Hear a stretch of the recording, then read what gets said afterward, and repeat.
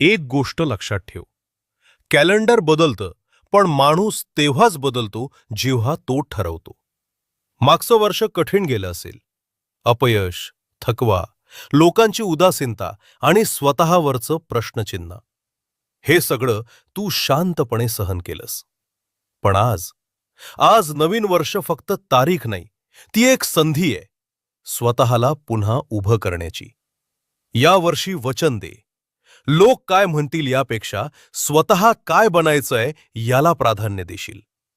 हळूहळू चाललास तरी चालेल, पण थांबायचं नाही. कारण ज्याने हार न मानता आजपर्यंत संघर्ष केलाय, तो माणूस हरू शकत नाही. हे वर्ष तुझंय.